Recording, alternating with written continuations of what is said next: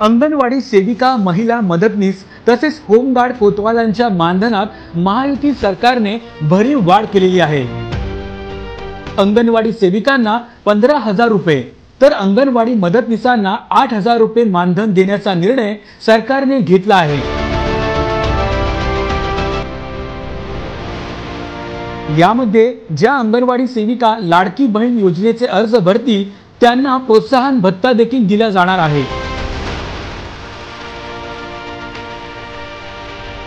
याकरिता राज्यभर विशेष 4,860 शिक्षकांच्या पदांची निर्मितीही केली जाणार आहे।